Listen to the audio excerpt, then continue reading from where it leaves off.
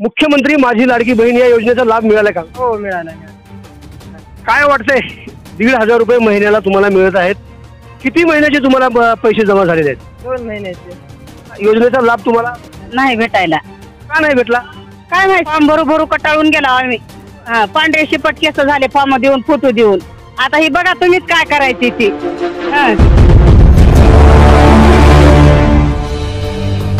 नमस्कार मित्रांनो, मी शिवाजीराव गायकवाड आणि तुम्ही पाहताय आवाज बहुजनांचा न्यूज लाईव्ह. मागील 2 महिन्यापासून महाराष्ट्र शासनाने जी योजना सुरुवात केलेली आहे, मुख्यमंत्री माझी लाडकी बहीण योजना, आणि लातूर जिल्ह्यातल्या अहमदपूर तालुक्यातील खेडेगावाहून आलेल्या काही मुख्यमंत्री साहेबांच्या लाडक्या बहिणींशी मी संवाद साधणार आहे. तुम्ही बघू शकता माझ्या डाव्या बाजूला या मुख्यमंत्री साहेबांच्या लाडक्या बहिणी आहेत. त्यांना खरंच या योजनेचा लाभ मिळालाय का हे जाणून घेणार आहे.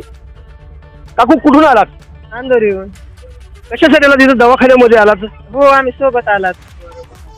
तुमच्या सोबत आलेली महिला दवाखान्यामध्ये उपचार घेण्यासाठी आली. हो हो. मुख्यमंत्री माझी लाडकी बहीण या योजनेचा लाभ मिळाला का? हो मिळाला. काय वाटतंय?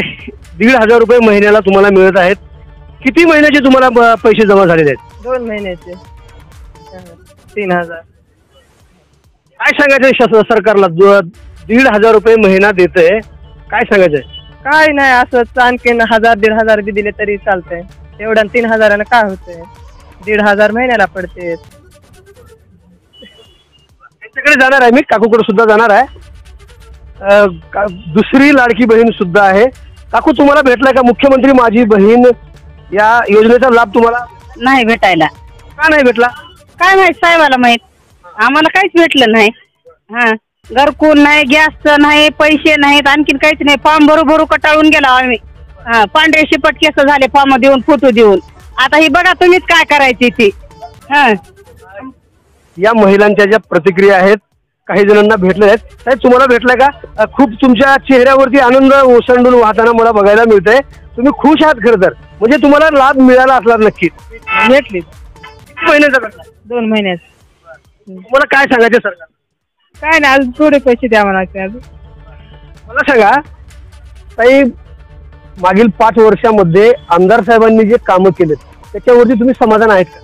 समाधान. काय काय कामं केले माहित आहेत? काम केली की रस्ते,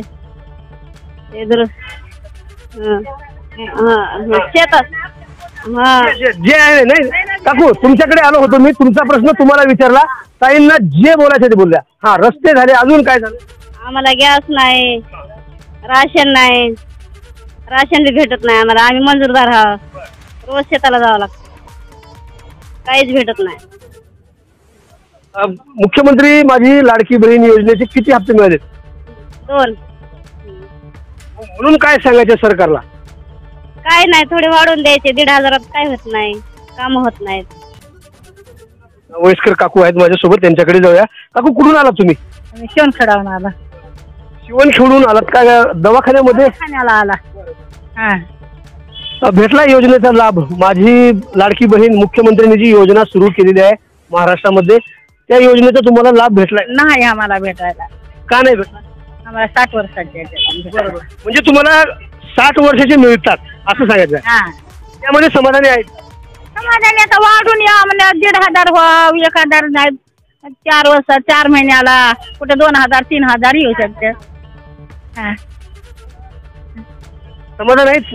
मागील 5 वर्षामध्ये आमदार महोदयांनी जे काम केलेलं आहे त्याच्यावर तुम्ही समाधान आहे का? काही शंका कुशंका काही वाटतंय का त्याबद्दल? काही नाही शंका, काही नाही. अजून माझ्यासोबत आजी आहेत.